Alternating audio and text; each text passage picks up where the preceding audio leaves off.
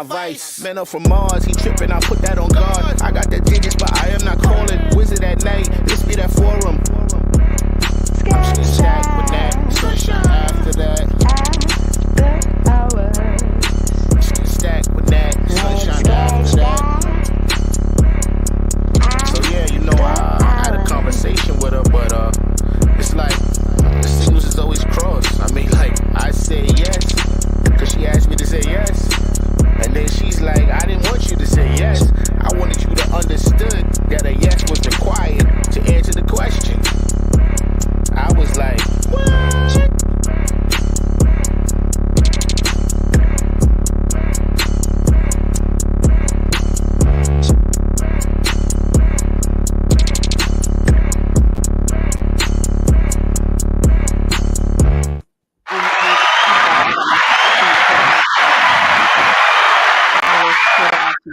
Hey everybody, welcome to The Spot, the Stacked After Hours Spot. I am your host, Natalie Cosby, and welcome to the show for Grown Folks Talk.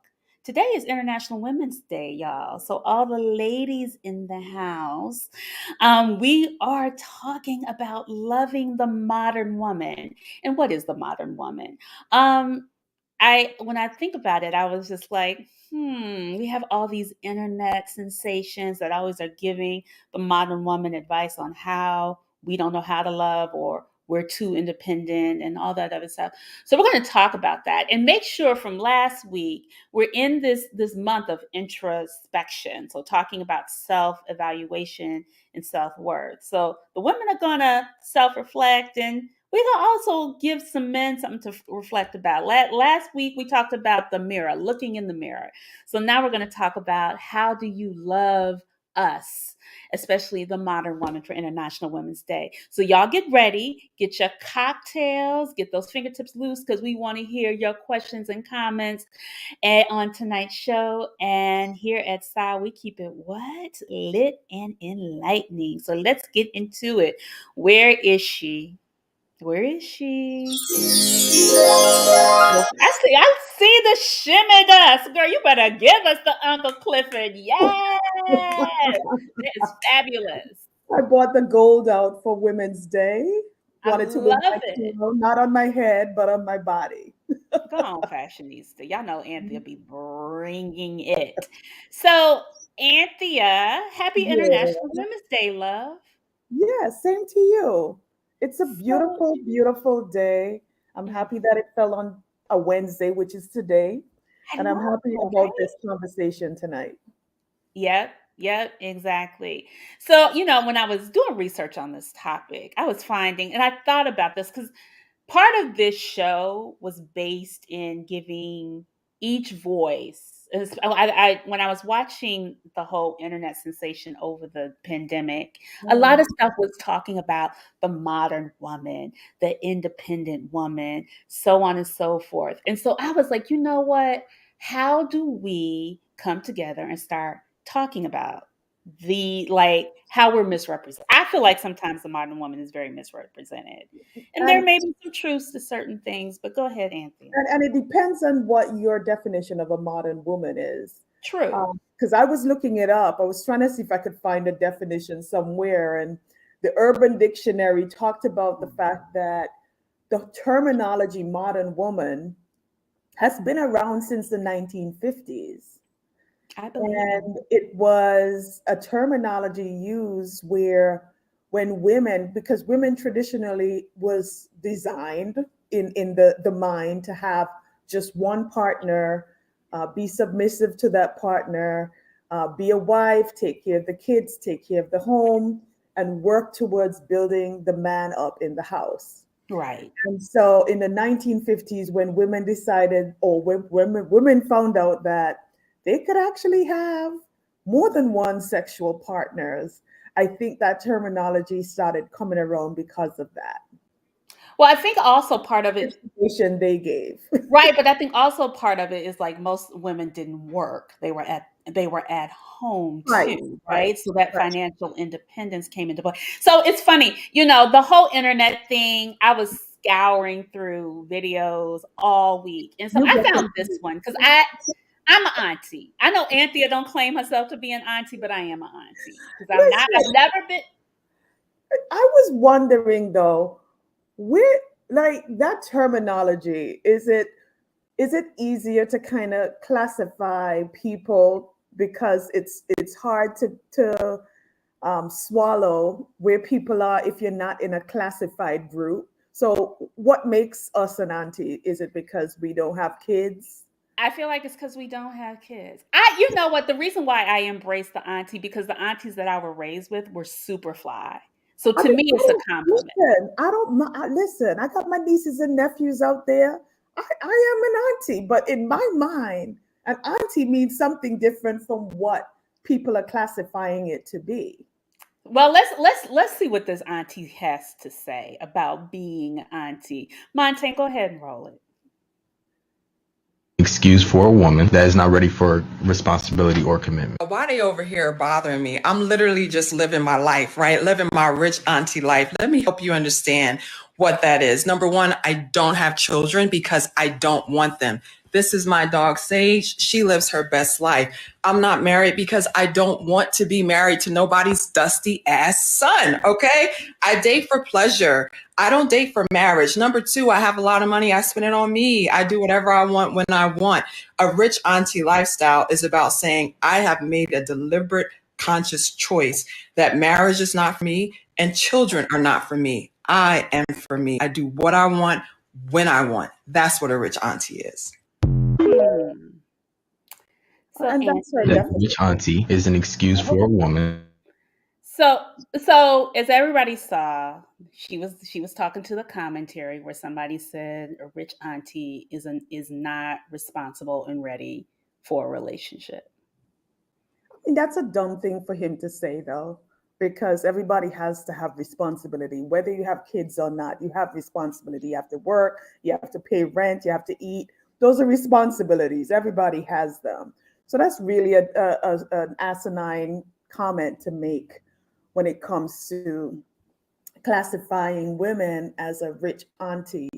That means that it's an excuse to not have responsibilities.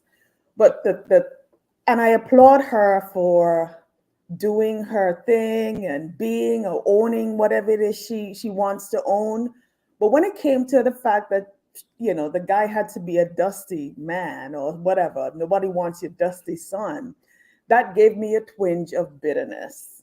And I didn't. I kind of lost interest in what she had to say after that.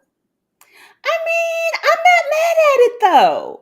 I mean, If she was dating a mama's boy and she wanted him to get married and she wanted to call him a your dusty ass son, okay, we all had a little bit of moments. Like I'm not mad at that. I'm not mad even about it's so funny because I was just like, look, we all got it was her sting, right? And I do believe like that's I what a don't lot want of kids, men. but I want to take care of a puppy. Are you replacing the kids with a puppy? Like, what is that I about? mean, I guess the puppy loves her. Like, Ah, I look, I think the part of it is financial independence. Part of us is understanding, like, I post another video, like, is traditional marriage really doable at this point based on where we are as women, mhm. right? I don't know.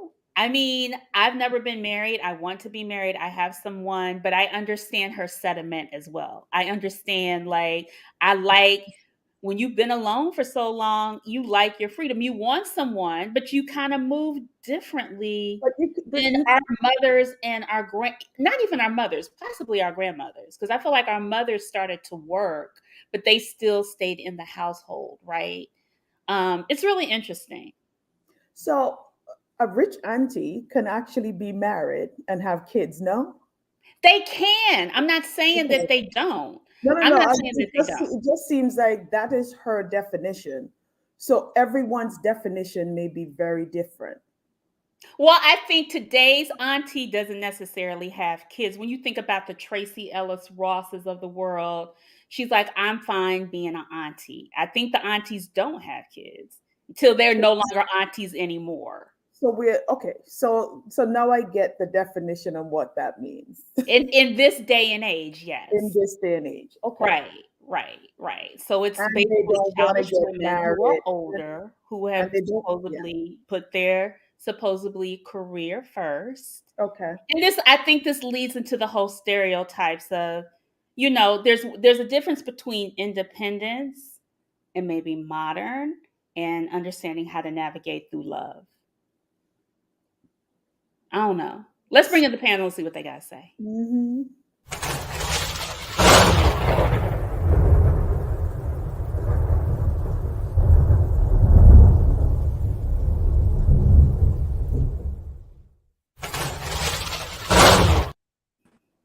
Look at our panel. We got a full house tonight. We got B Joy. She is back dropping her knowledge. We got Miss Anne Marie back in the house. Hi. And of course, Jamie. Y'all, Lord. Jamie's back. And then new to the show is Mr. Aaron Waterford. How are you? Hey, everybody. So, as we kind of navigated this whole modern woman are loving us, I want to kind of speak on, continuing to talk on what me and Anthony were talking about earlier, is some of the myths and stereotypes or things that maybe even that you have experienced as a modern woman or being in a relationship with today's woman. I'm not going to call her modern, but like today's women. What has been your experience? What do you, based on even what you saw in the video, what holds true? What caused you pause or twinge, or what do you feel like you can own? I'm gonna start with the ladies because it is International Women's Day. So B Joy, I'm gonna hit you up first. She's on mute. Is she on mute? Mm-hmm. There we go. Hello. Hello. Hi. Hi. So specifically related to the video, I agree with Sunshine when I sounded like a little bitterness when she started, denouncing all man. Nobody wants your dusty ass, whatever. That sounded a little, I don't know, it don't seem like she's open to love. Not here to judge her. That's her life. So as far as me being a modern woman, I feel like I should have on a robot costume when you call me modern. I don't know. But I don't know. Things are very different dating now, I think, compared to how they used to be. Even in the last 10 years or so. The world has been flipped upside down, it seems. I think social media feeds a lot into the differences that are in the dating world. I don't want to say too much at once, but I think that we've all been just kind of sold a load of bull. And so the men are mad at the women and the women are mad at the man. And I think it gets in the way of real love. I think it gets in the way of us having just sincere, open, honest dating relationships. So I think there wouldn't be so many rich aunties if we could just love each other and just, kind of put our guards down and approach relationships more honestly with less restrictions. Let me say it like that. True. The terminology, Rich. I've never heard. Well, I haven't heard it until I heard it last night, and I was like, oh, okay. Anne. Hello. Hello. Well, in terms of the video, I would say that for me, like when I see that in the aunties, so to speak, that I know, it's either a choice or circumstance. Because there are women that choose not to have children. There are women that's their choice. But I know a lot of quote unquote rich aunties that it was circumstance. They wanted to have children. They wanted to be married. And that time had passed. The biological clock had passed. So now it's like, okay, well, I'm going to embrace this. I'm going to go on vacation when I want, and I'm going to go in where I want and do what I want. And it turns into this, a stance almost that they're embracing because of their circumstance, not because that was their choice.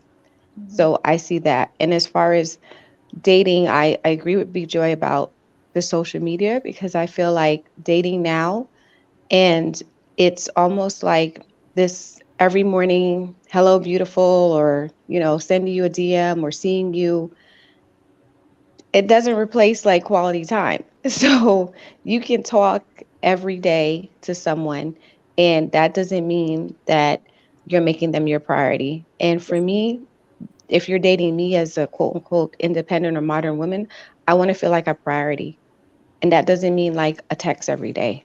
That means spending time and rearranging our schedules to do that, because we all have a lot of competing priorities: work, kids, jobs, organizations, side hustles, whatever you got going on.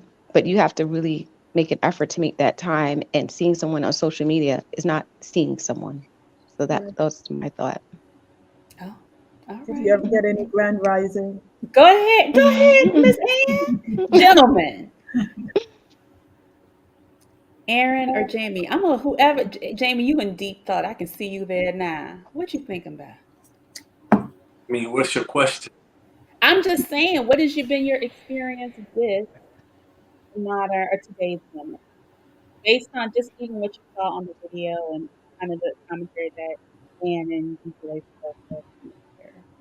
Yeah, I don't even. My philosophy is that the law of attraction is a secondary law. The main primary law is the law of vibration. And I don't vibrate. We don't pull towards each other. Me and her can be in the same bar. We can be we'll never come together. I don't value that type of mentality. She may be single, and I went back and I saw that same video earlier. She goes in talking about where she was at 26, 28, all of these, and then she had a guy that told her flat out that he didn't want to be with her after six years or so. So I don't meet women, so you'd be better off asking the other gentleman. But I'll contribute because I do know women like that, but in terms of us crossing paths, it's far too arrogant for me. It's far. Okay. All right. Aaron. So I'm going to speak to the video. The sister definitely sounded a little bitter, a little angry, if you will. But I will agree with B-Joy. I think many of us are angry, and therefore we don't have great dialogue about how do we move forward. Right? We're quick to point fingers at one another about, I've dated this type of woman or I dated this type of man. But we're not having the conversations as to what can we do to make it better. And I think until we let our guards down, I think we're always going to be in a situation where we're going to have really bad relationships. Like, people are just not honest. People are not honest with themselves. And I think people really need to understand each other's love languages, which is very, very important. I like that. Hola, Facebook users. So bigger than, let's move past the video. And I think there are times when, in this whole terminology around past arrogance or so on and so forth. I mean, like I said, when we talk about traditional relationships or modern relationships, because I mean, more than likely you are dating a woman who works, you're dating a woman who knows how to, you may be a woman that balances, so on and so forth. But what are some of the missteps that you have experienced in the person, whether you're a man or woman, in dating, with certain concepts that you have developed that have kind of evolved from our parents? Because I think that's what I really want to, like, let's kind of unpack those things. Like, what do you see that are some of the missteps outside of social media, but also some of the things that you have experienced that you may find challenging even today? As all of us, I think Joy is in a relationship. I'm not sure about Aaron. But what have been some of the things that you have found, okay, we can do this differently, or it's been a challenge? I'd like to take a stab at that. I'd definitely like to take a stab at that. I'm sorry, sister. So one of the things that I had to learn really for myself in order to make myself have better relationships is managing my expectations, right? And you also spoke about traditional, right? So I grew up with my parents never told me they loved me. So I grew up not thinking that if a woman couldn't say she loved me, then I didn't think it was love. But people have their way of showing they love you in different ways. And that's what I said earlier, just in terms of love languages. It's so important to really understand your partner, because just because somebody doesn't say the actual words doesn't mean that they don't love you or they don't feel exactly the same. And for me, it was a struggle like my entire dating life. And I really had to unpack that, because if you didn't say the words, I just really thought that you didn't love me. And I really think we really need to stop and understand who we're dating and who we are with, so we can say, you know what, she may not say she loves me, but she shows me in other ways. And I think that comes from awareness. I think that comes from really understanding your childhood, and those things are so paramount to your growth. And until we get to that level, again, we're never going to have really good relationships. Okay, go ahead, B-Joy.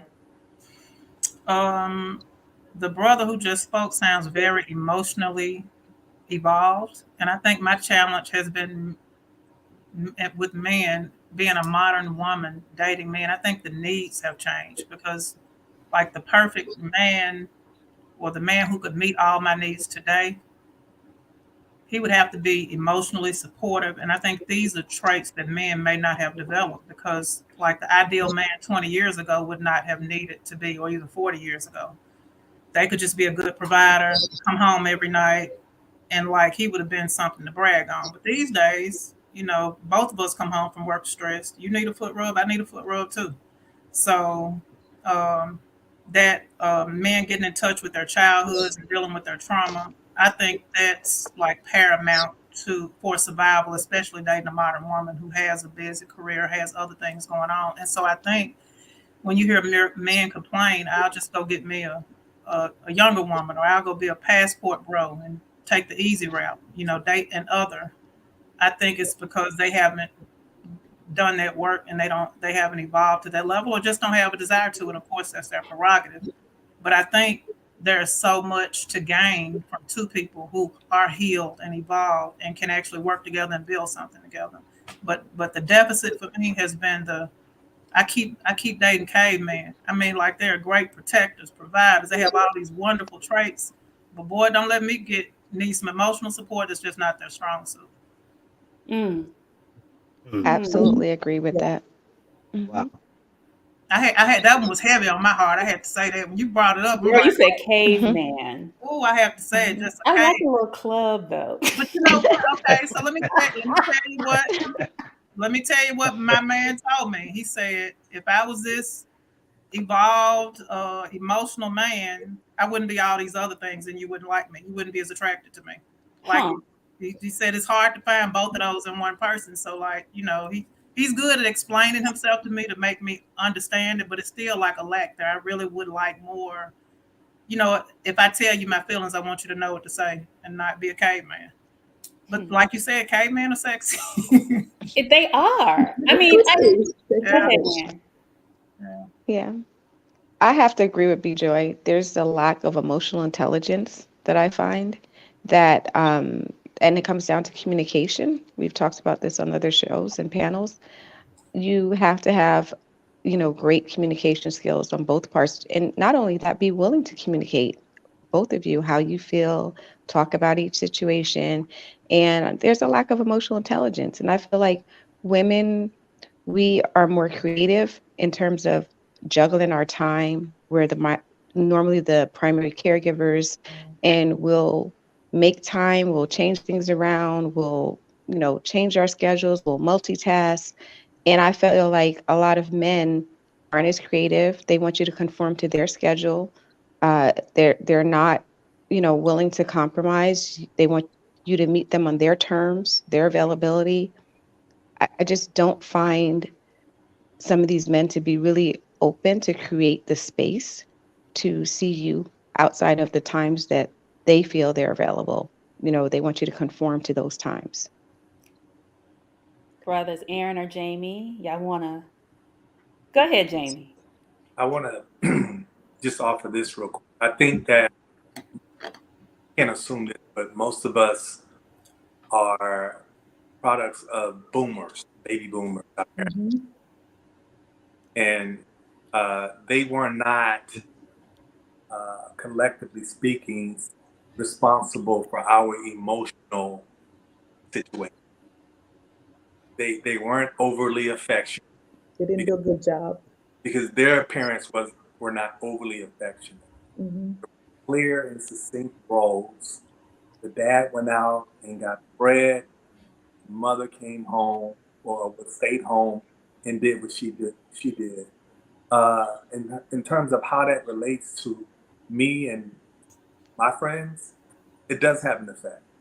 Um, if you're in a situation where you're dating a woman who considers herself a modern woman, my question is, didn't you grow up like I did? Didn't you have a clear and a clear and a succinct understanding of what your role was as a young lady? Now, if you have children that are younger than you, and that's different because they came into a whole different situation. But if you if you're 40 and above, you had parents who were not like the Cosby parents, and even they weren't really overly affectionate. They had clear roles in that household. So my thing is, when did you change? When did you become a modern woman to where you gave away your responsibilities as a woman in the household? Last thing I'll say is, what about communication? I mean, if I'm dating someone and we're together and we're exclusive, at some point you have to communicate with me. At some point you have to say, okay, Jay, this is what I'm going through. This is what I'm dealing with. And you give it to that person to see if they can handle it. If you're assuming that they know it and they're just gonna through osmosis figure it out, then that's a bad situation for everybody. No, you know what? I think about our generation because I think we're all Generation X considerably, like those late 60s, early 70s, depending on where you are. And so I feel like we are the generation of the first where self-help became like a trend, right? I realized I probably said the word self-help around in my 30s. And I started reading books and I started healing. So I feel like we opened up the door and now we're therapy, all kinds of things. And so with that becomes a sense of empowerment. And it's like, but within that empowerment, we're still struggling to communicate. And that's why I remember when I was thinking about, how we have navigated, whether we are broken up, never been married, so on and so forth. It's been very either you focus or if you have gotten married, for those people who have been married, what has that looked like? And and if you're coming back, especially for those who are back out on the market, or I think Bejoy, you're in a relationship. I know Ann, you just got out of a relationship. What did it take for you to get in the relationship, Bejoy? And Ann, what did it take you to leave? Not want to say why you left the label, but what took you to leave, I guess I don't know, I guess a traditional marriage, or what appeared to be a traditional marriage?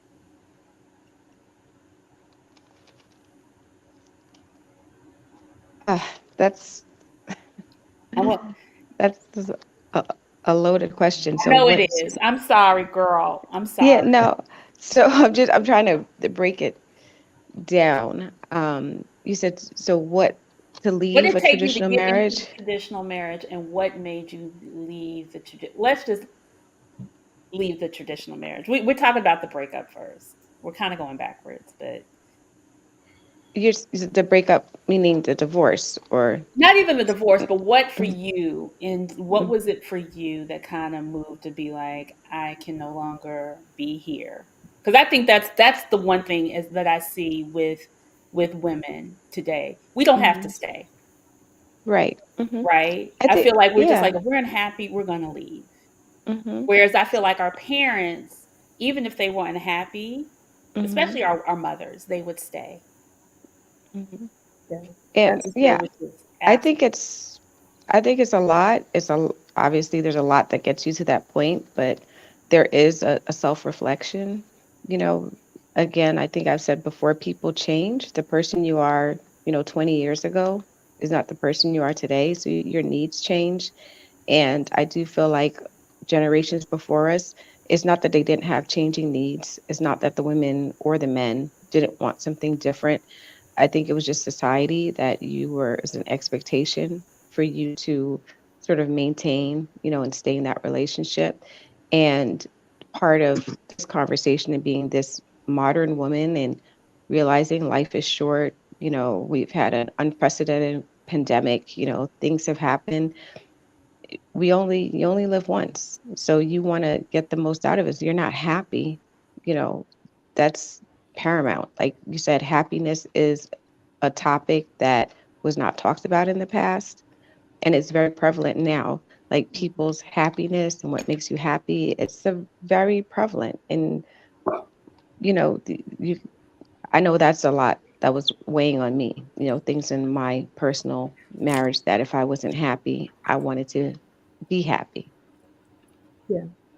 And Natalie, just let me add as well too, because I went through a divorce as well too, Anne. So you're not here Mhm. alone. And one of the pressures that exists or existed with our um, parents or generations before us is that shame, or if you're not married, or no matter what happens in the marriage, you should stay because that's your husband. And Mhm. if the man leaves, that's fine, but as long as the woman leaves. So there's this sort of like, you should stay no matter what. Because their society has said if you're not married or if you leave a marriage, then you are like the devil Right. itself. Mhm. So a lot of it forces a lot of us to leave, even if we're in an unhappy situation. Yeah. Yeah. Yeah. Yeah. Yeah. I think about my mom. She was miserable, but thank God.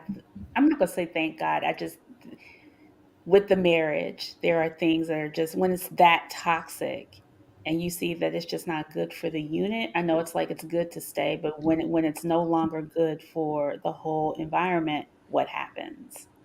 Right. Mhm. So, Jamie, you had your I wanted to ask Anne a question, and Sunshine as well. Mhm.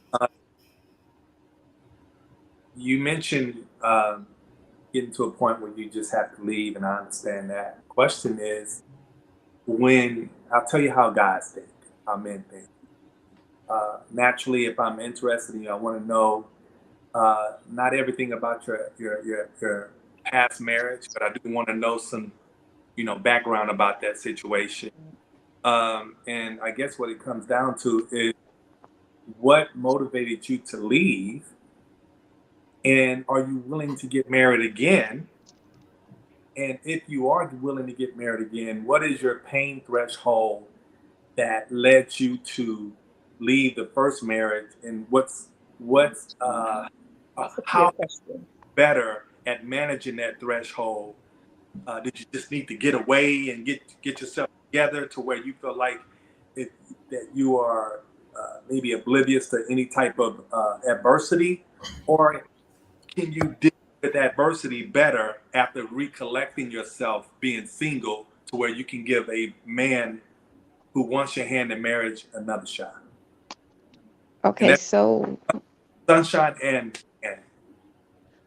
so as far as motivation to leave, I think that you don't just wake up one day and say, "Oh, I'm done."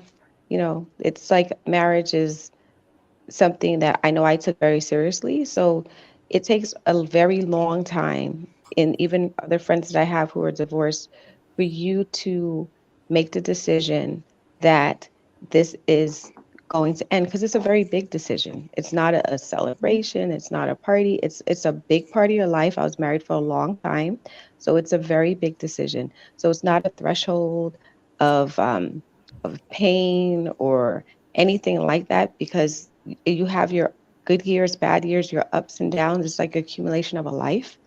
And when you get married young, for me, the difference is you will never know how someone's going to parent, how someone's going to partner, how you're going to go through different things in life. We had different styles, when it came to managing our children. You don't know who your children are going to be.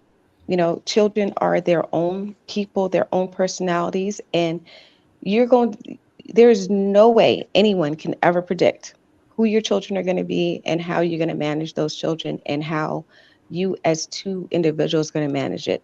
So when I think about myself and wanting to get married again, it's easier for me to think about who I am now than who I was at 30, and that girl, who Yeah. had not experienced life and who had not had children and who had not managed through, a lot of firsts in life.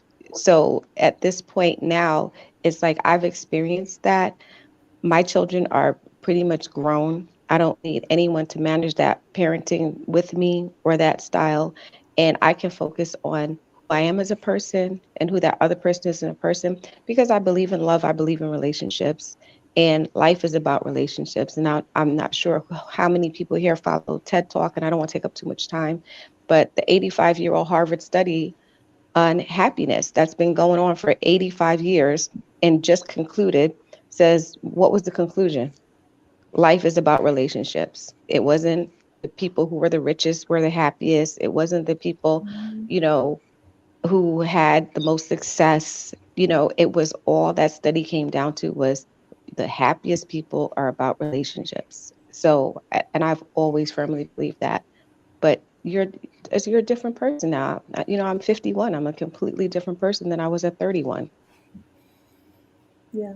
And just to piggyback on what Anne said, I now know what I should have done. And I know we throw out the terminology communication as like something like a cliche, and it is always thrown out there, but it's like one of the most important things in a relationship, in any relationship. And I think that's one of the things that I failed miserably at. I never spoke up enough as to how I was feeling, and just kind of went along with it and hoped for the best. And I think that was my downfall in the relationship. I think we could have probably been not gotten married when at the time. I remember the day on my wedding day crying. Not that this wasn't a good person, because I still have feelings and I still love this person dearly and wish the best for them. I'm not in love. I was not in love, and I should have voiced that opinion. Or I should have voiced that. I should have spoken up, and I should have had more communication in that situation. Like Anne also said, I'm a different person now, and I feel like I'm a little bit more open when it comes to what I want, what I don't want, the boundaries. I've set boundaries, and I feel like I'm empowered now a little bit more to hear my voice, speak up, say what I want, say what I don't want, and stick to it. Yeah. Mhm. Yeah. I think, you know what? I think there's beauty, the aftermath of self discovery after you've gone through like a major breakup and so on and so forth. So let's get into the fun part, like the dating. Dating now, I know we have apps, I know we have such and such, we have all this advice and so on and so forth. And I want to talk about like what do y'all desire and who's approaching you and what is it looking like now? And if you are in a full on relationship with someone, just kind of how did you get there?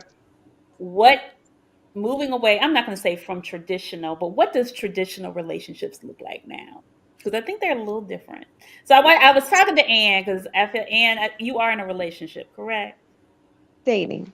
You're Dating. dating. Yeah. You're dating, and then Be Joy, you're in a relationship. I'm in the thick Correct. one. What'd you say? I'm in the thick of one. You in the thick of one. So how did you get in the thick of one, B Joy? I met this man 9 years ago at my job. He was a contractor coming through, and I was a new manager of the building, and I cussed him out professionally because he was in my building. I had just gotten the keys, and they told me nobody should be there. So I passed by and saw somebody in the building, and I'm the nicest, sweetest person, I swear I am. But I was being territorial because they had just given me the keys the day before and said, nobody has these keys but you. And there was this man in my building.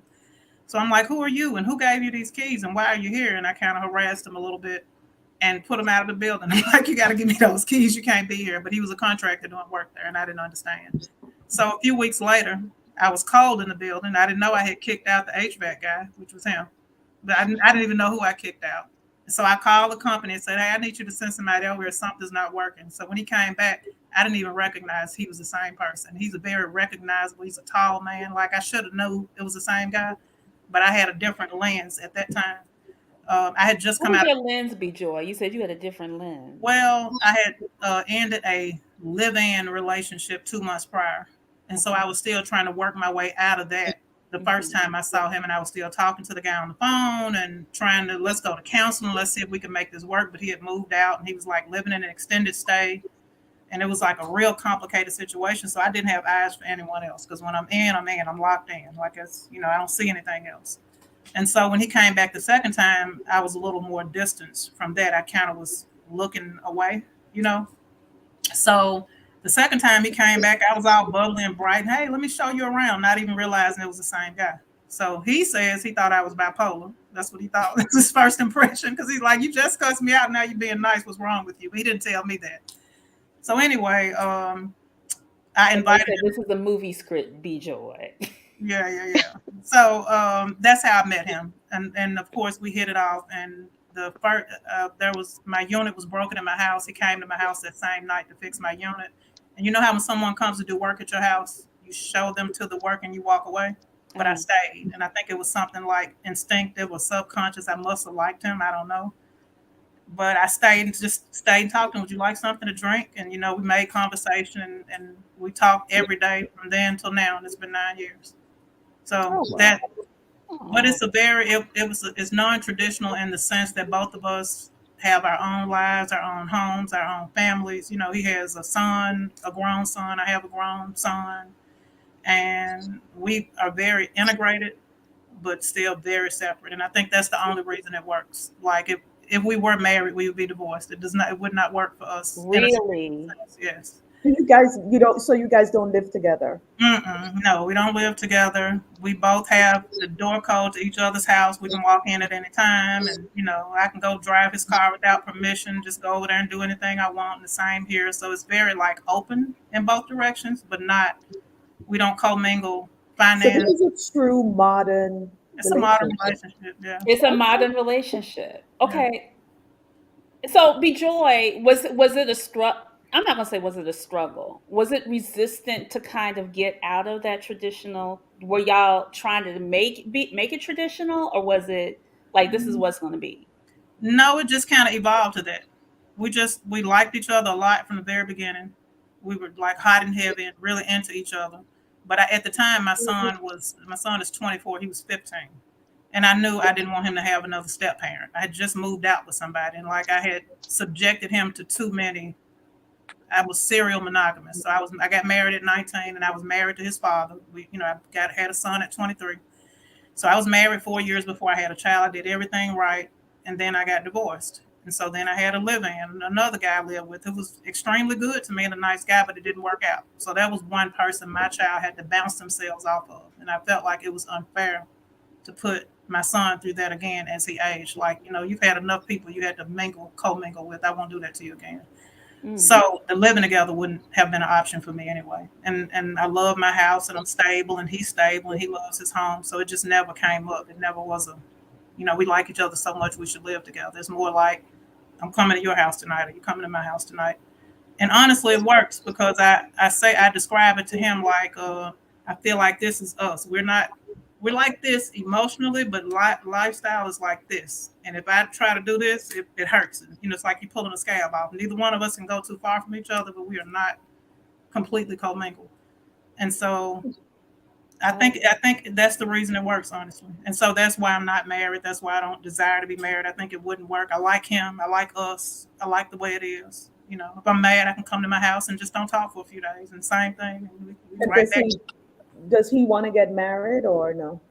He talks about it. We've talked about it. And we both say eventually it'll happen. You know, what it would take, though, is for us to build a house together. It just would require so much. You know, you can keep it the way it is. That is the definition of the modern relationship. There's just an article in the Wall Street Journal talking about married couples living in separate homes or living in the same home with separate bedrooms, so that everybody has their space. She is living the modern woman relationship. I mean, but imagine how hard it would be. I have a son that I want to leave my house to. He has a son he wants to leave his house to. Why should one of us sell our home? That's because we like each other. You know, we like and love each other. But so eventually, though, maybe one day.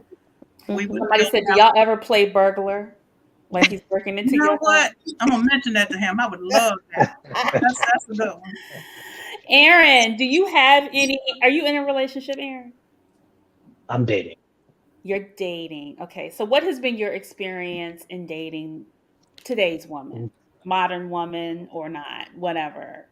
What has been? There's enough time. I don't think there's enough time for that. But I know it's not enough time, but give us the soundbite version, Aaron. So I'm gonna, you know what? I'm gonna, instead of putting it on the women, I'm gonna put it on myself. I needed to do some soul searching because I was a serial dater, right? Because I'm that guy that you want to go out and have fun with, but I wasn't the guy that you wanted to bring home to mama, right? You know, people will call me, hey, I need a date for a wedding, or you know, I want to travel somewhere, or I have a job event I want you to go to. I could put on a tuxedo, I could put on a suit, but nobody ever wanted to bring me home to mama because I was the fun guy.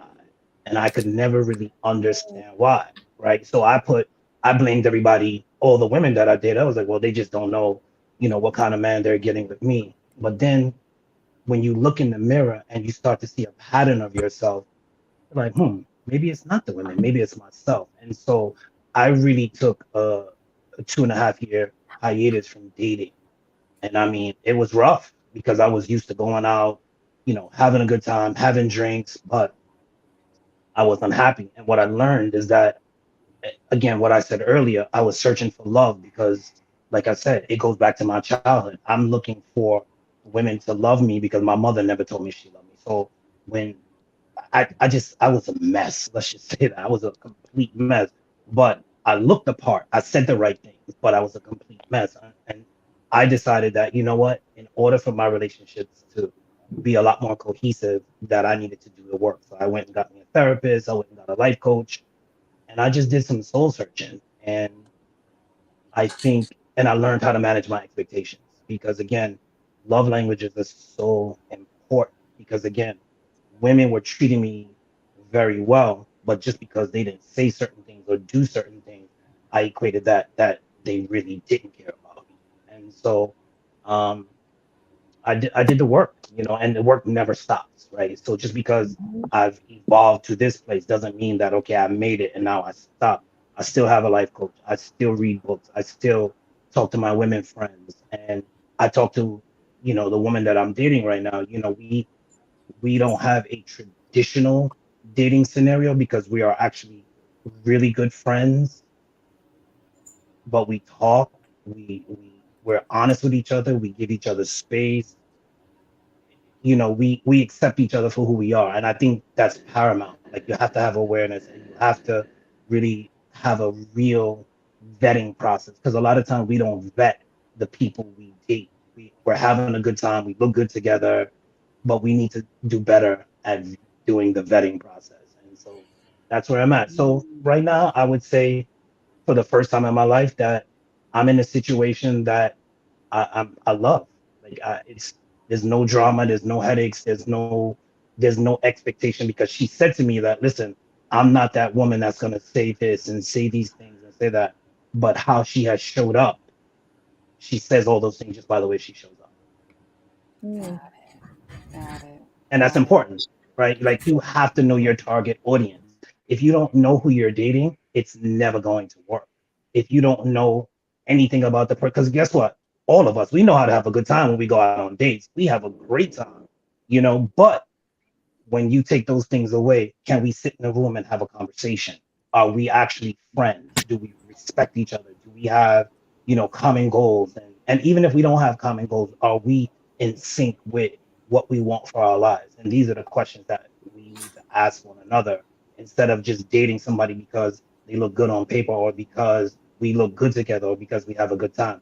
We really need to spend more time, again, self-awareness and that vetting process paramount in order for us to have better relationships. I love that. Mhm. Yeah. Vetting.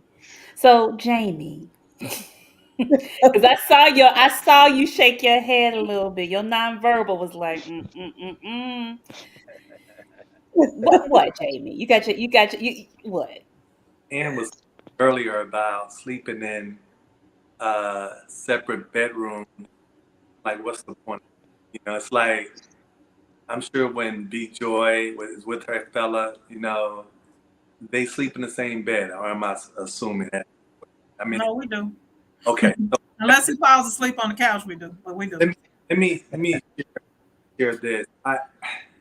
I think the bedroom is the sanctuary of the house in terms of relationships. That's where all the secrets are told. That's where the true bond situation happens. And I think that at the end of the day, that's where all the magic happens. And it's nice to meet someone and to spend time with someone, whether you're on the sofa watching Netflix together, and then you retire to the bedroom, and it's just fun to be in that type of space with a woman who gets you, and I can't imagine going to separate bedrooms, so that's why I was shaking. I would just say it's trending because what Bijoy, her situation right now is very much trending. Having separate homes, even being married and having separate homes, like Gwyneth Paltrow does that. Living in the same home, but having your separate bedroom for when you want that privacy. That doesn't mean you have to sleep in those bedrooms every night. I was just saying that is a modern woman dating trend that's very prevalent right now. Lots of articles written on it. Well, time is very important. I think that's the big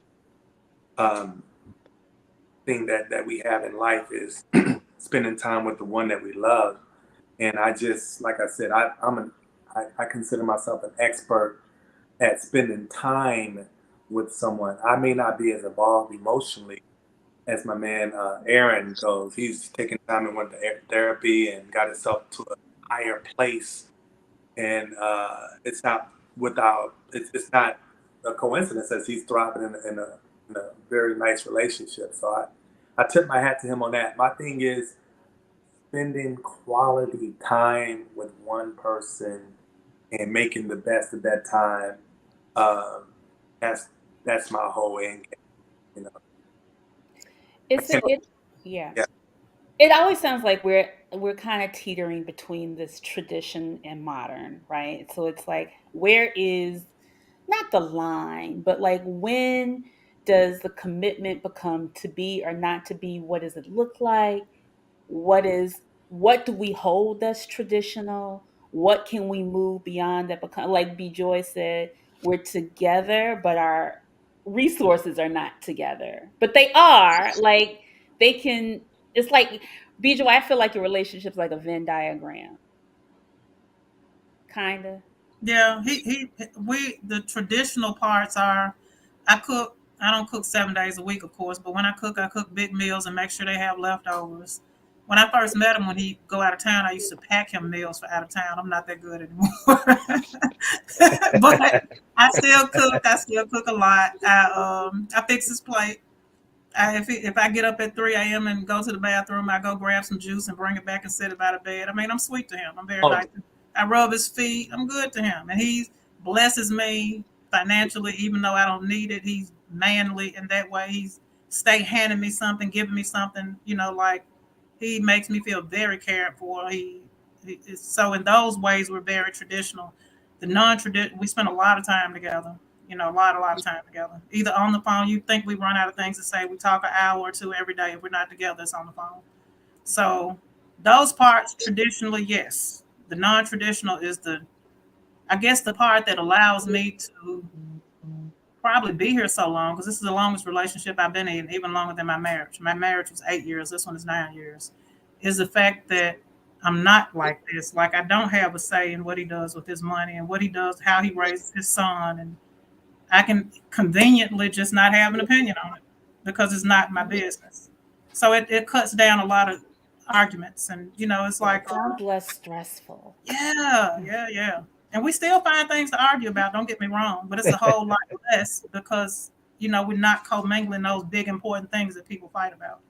Yeah. But still very traditional in a lot of ways. And what Jamie's saying about quality time, I have a girlfriend right now, she won't talk to anybody on the phone. She's like, you're not going to talk to me on the phone and think you're getting quality time. If you want to see me, you're going to make plans. We're going to have a date and we can talk in person. And she also will not have a long distance relationship because she said there's no way she can get into quality time. She's an executive. She's very busy. She's on a couple of boards, everything's scheduled. And she's so if I have 10 minutes in my day and you just want to text me, how you doing today? Hello, beautiful. She's like, no, my time is quality. If you want to get to know me, we're going to see each other in person. You're going to make a plan. You're going to make a date.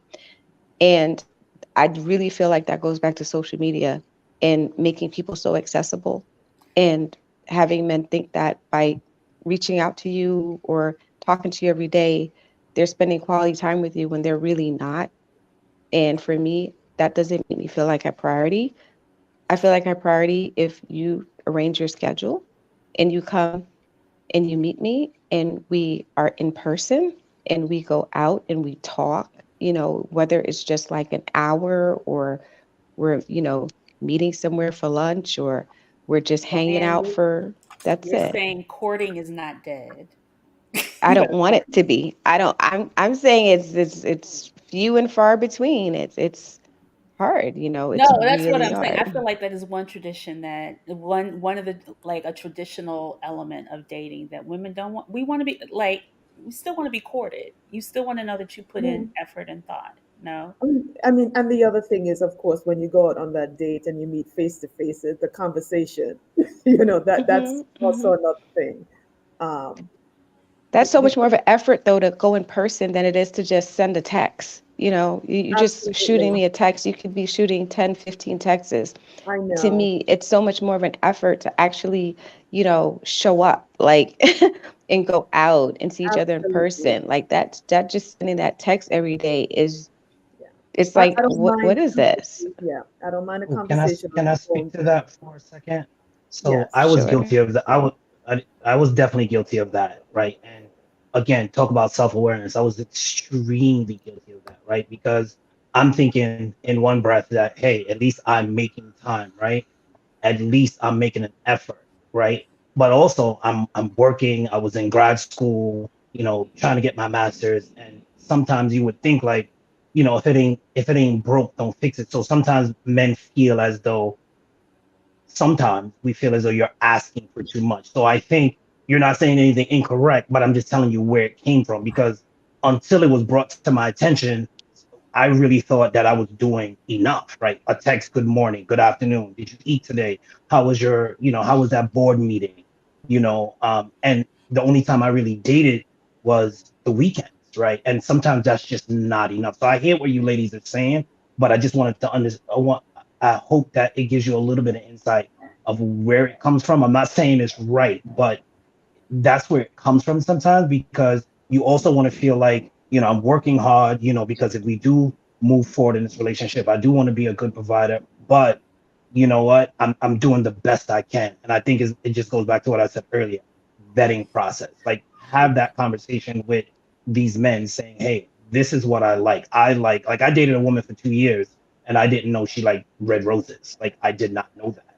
Like, I really did. I'm not embarrassed to say it, because we never, first of all, she didn't tell me how important that was to her. And second of all, I just assumed because we were having a good time. So that's why I think, again, not to repeat myself, but that vetting process is so very important. Speak your I want to, because truth. I feel like the challenges that I think that men have sometimes, what are they with you guys? Just because as you mentioned, Aaron, the communication, letting you know, and just kind of also sometimes it's hard for men to read the tea leaves. I'm gonna give y'all that. It is. It really, really is, and I understand that too. But what do you think some of the missteps that you have had in dating somebody who is independent and she toes the line, but it's not necessary. I'm not that dude. That's not my experience. This is how I want to show up for you. But just tell me, like, what are some of the things that you have experienced? I'm gonna start with Jamie. I don't know. I mean, I just, be joy. That is an ideal situation in terms of a man meeting a woman who is independent, who is smart and self-sufficient, but yet she still understands the qualities of a feminine woman. And these days, I mean, I cook a lot. I cook probably 5 or 6 days out of the week. If you come to my place, I'm going to serve you. I like serving. I like serving. I like putting the plate down. I like getting the drinks. I like doing all of that. So it's not that hard. It's like, I think, and I will be closer to a caveman than Aaron. I mean, I'm just being, I'm kind of traditional, and I know that drives women crazy these days. But I think that most men just want to hear where you're coming from. Like, what do you need from me?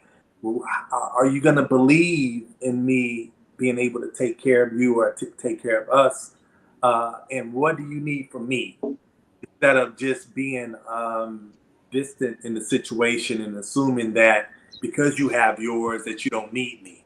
So that's one of the adjustments that I think most men have today is not being needed and being told I don't need you, because I think the primal instinct of a man is to feel needed, to fix things, to assist, and I think that in itself is a form of submission on a man's part. Somebody said men try to read women's mind instead of asking deep questions. They think they need the need to anticipate their next move. Can I respond to what Jamie just said? Mm-hmm.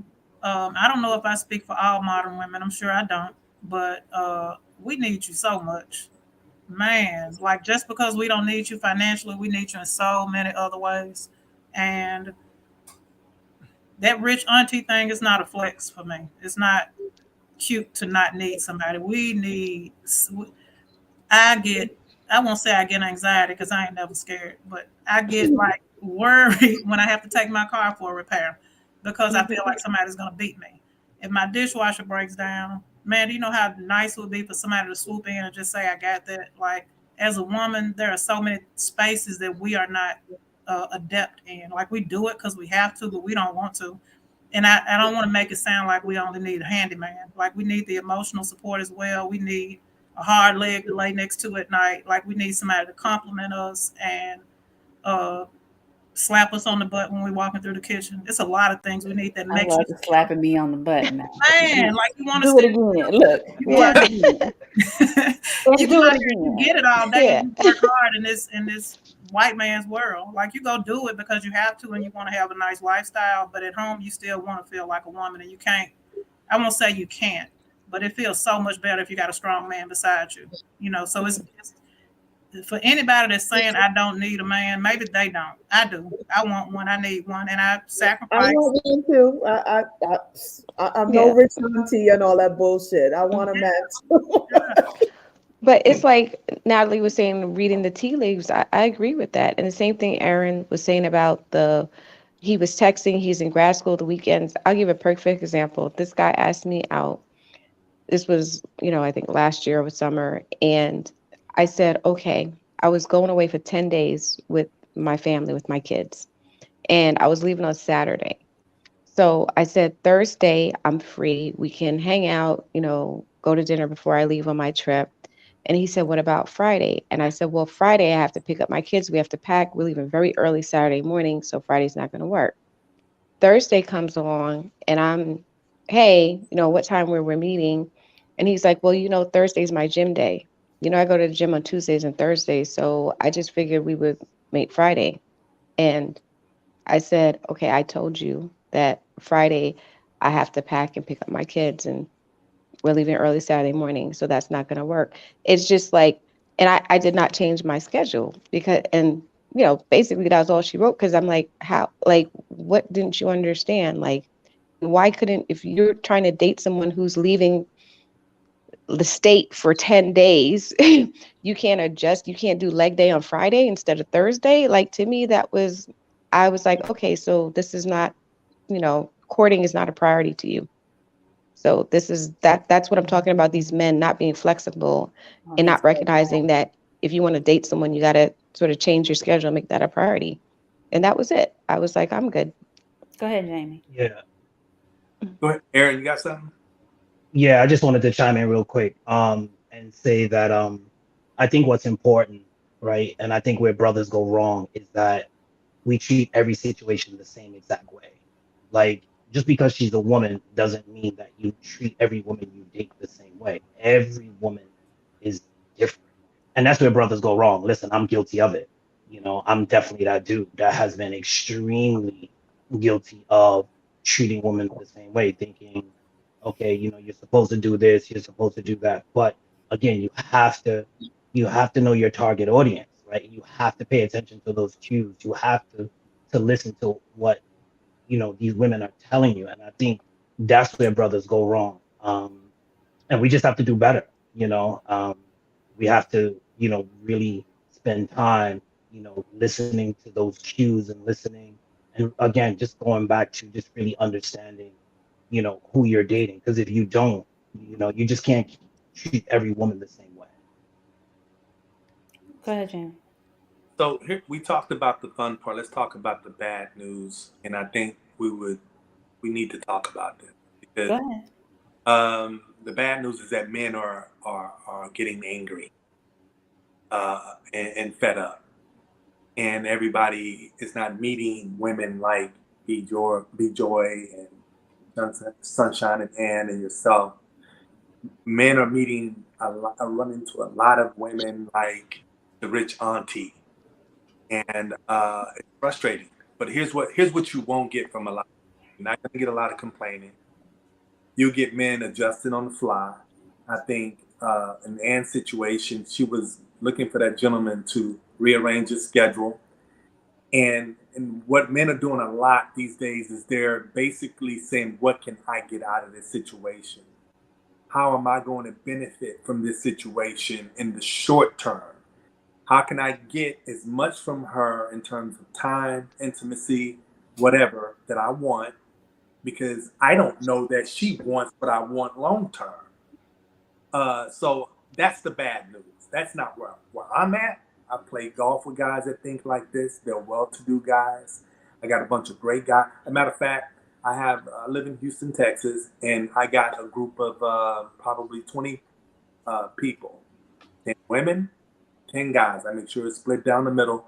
We go to dinner and fellowship together.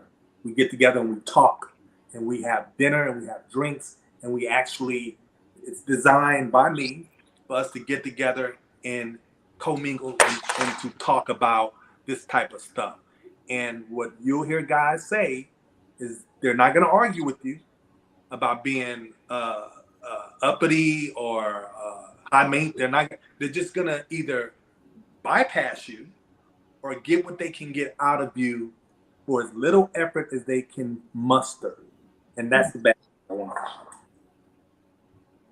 to I tend to agree with that, and I see it. I see, especially in terms of dating. You'll establish you like a guy, or a guy will establish they like you, but I'm not gonna move the needle any further because this is all I kind of want from you, and I have more options. We got to give it the truth. The men have a lot more options than women.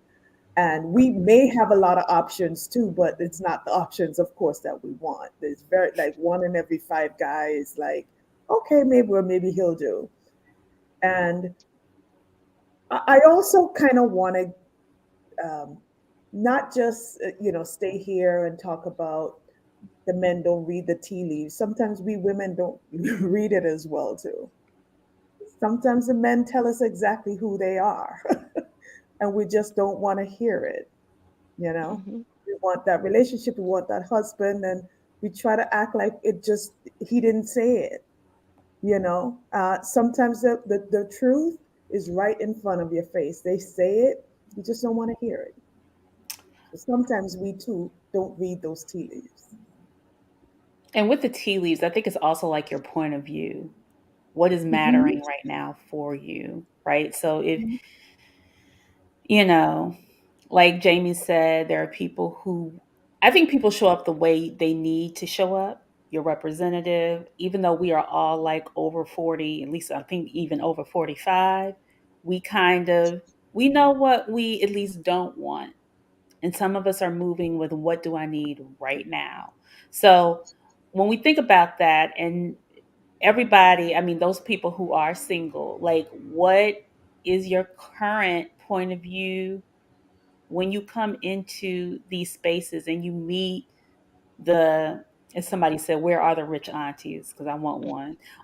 Or, or somebody who's teetering and unsure, or as Jamie said, they're not bad guys, but they're going to hear what you got to say and they'll get what they want and move on and so on and so forth.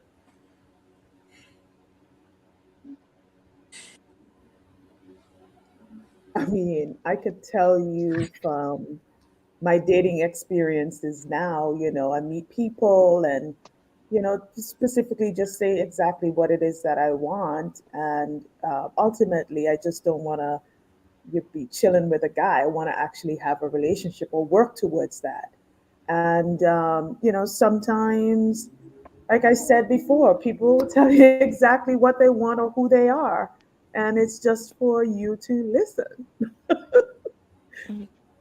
And I think that I enter a lot of conversations, I should say, not situations, conversations with skepticism, Mm-hmm. because I do feel, admittedly, that I'm jaded based on my own experiences Mhm. and my friends' experiences. So I'm always sort of like looking or hearing things with a grain of salt. And I'm very honest with what I'm looking for. And one thing that Sunshine said about her marriage, which I absolutely agree with, is the communication. And I was bad at that. And I let a lot of things go, which turns into being passive aggressive. So I've challenged myself Mhm. to have tough conversations. And early on, when I meet someone and I hear something that could potentially be, a red flag, or, whatever you want to call it. And I challenge myself to ask deeper questions and to have tough conversations. And I've, had those conversations with individuals who have reached out to me. And a lot of times it's the last conversation because they don't have the emotional intelligence or the communication, and they don't want to deal with it, or they think I'm difficult. So I'm just trying to get those tough conversations out the way to get to know you, because, I do have some skepticism. Gosh. What? What's going on, Jamie? What, Jamie? I mean, What? you're a skeptic, you're jaded, you're difficult. Hmm. I mean, I'm not difficult. I'm honest. uh, you know, I'm old. You know what I'm saying? I mean, just saying. Listen. Yeah. Here's what I'm gonna say, and I keep talking about Aaron because I'm really impressed with him. Uh, I will say this to you, Ann. Uh, are you guys familiar with transistor radios? Back in the day when you kind of used to dial it in or whatever. So you would Hmm. dial a radio in, and when you get on that radio dial, the clear signal would play great, right? But if you are a fraction before, you get static. Static means there's no movement, there's no action, no progress, right? That's what the very definition of static. I would think at this stage, we all have to get to, myself included, to where we are experiencing a clear channel, even if we're by ourselves. Because if you're jaded or skeptic, if you're a skeptic, then chances are I have no chance at you. I mean, I'm pissing in the wind here. You know what I'm saying? So at the end of the day, you're gonna, at some point, I'm walking on pins and needles, and I'm not saying this literally. I'm saying for the average guy, this is how the average guy is. At some point, I'm gonna say something that's gonna remind you, because I'm a very, free flowing fella. I say things off cuff sometimes, and sometimes it may remind you of something you heard before, but I mean well by you. But I just, like I said, I'm a Sagittarius man. I'm very honest, and I'm saying, Ooh, Lord, Sagittarius. But you know what he's saying? There's a difference between having PTSD and someone saying something to trigger you, and having an ear to the ground and someone saying something and you just having a conversation about it, and I think that's the difference. Like, I don't think I have PTSD. I think that I want to have the tough conversations, and I want to get to know the person, and I want them to be as honest as I'm being. And everyone's experience is different. And I don't mean to say this to come off any type of way when I say this, but I do feel to a certain point that, love is not blind. And I can have someone look me dead in my face and want to tell me what they want to hear because they feel a physical attraction that they want to be around me. And that's a part of my skepticism too, because it's happened, and it's unfortunate, but just because you think I'm the one for you doesn't mean you're the one for me, and so I don't know if that's a lot of women's experience, that men are very visual and they are going to change their actions, based on that. We've heard it, from many a comedian, Chris Rock, Kevin Hart. Oh, they have an attitude, they turn around, they see somebody's face and it's like, it's a different story. So it's like, I don't trust it. So that's my experience. Okay. All right. Oh, we're done? No. Come on. Fontaine. For real? All right. Final thoughts. Where do we go? Where do we toe the line, y'all? Between modern and tradition. B-Joy, you sound like you got it figured out a little bit. Honey, I don't know. I'm doing what works for me, and it's not the easiest road, honestly, but the relationship I'm in is worth it. He's worth it. I think that's kind of, let that be the deciding factor, because everything didn't line up in the beginning. It wasn't picture perfect of what I thought I would be with, and it wasn't like physical. It was like the maturity and that kind of stuff, like other things. But he's grown like he shot out of a rocket in these 9 years, and so he was worth waiting for, and still is worth waiting for. I think, Anne Marie, when you meet that one that's worth it, then you might turn a little bit of a blind eye. Not blind, but you know what I mean? You give people, you'll give them grace to grow and be human, and time to develop if they're worth it in some other ways. So B-Joy, it sounds like you're a traditional woman in a modern relationship. Yeah. In a modern world, in a modern relationship. And I like that. I like that mixture. Exactly. Yeah, I love it. Thank you, this is deep. Thank you, everybody. Yeah. Ooh, I feel like we just scratched the surface. Jamie, you brought it up. We ain't finished it.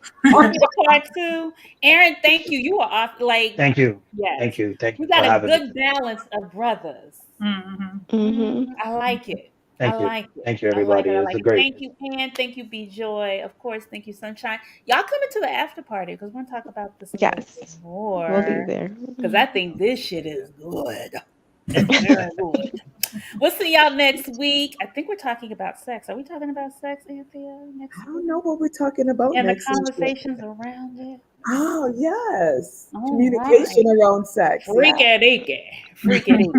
See y'all in the after party. Send me Good a night. link. Thank you, everybody. Bye. Bye. Jamie, coming to the after party. Send me a link. Come to the after party. Okay, I'll send you the Okay. link.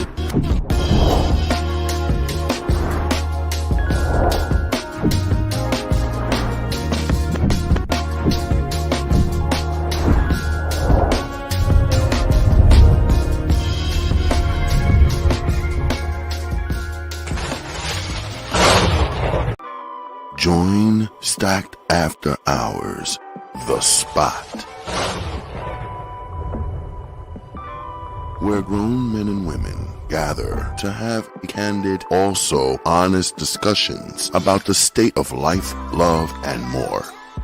The Spot is a hybrid of in-person and weekly virtual gatherings. Join our Facebook group and answer our daily questions. Subscribe to our YouTube for our weekly live talk shows and join us on Zoom for our talk show after parties for lively conversations with other opinionated, grown and sexy professionals.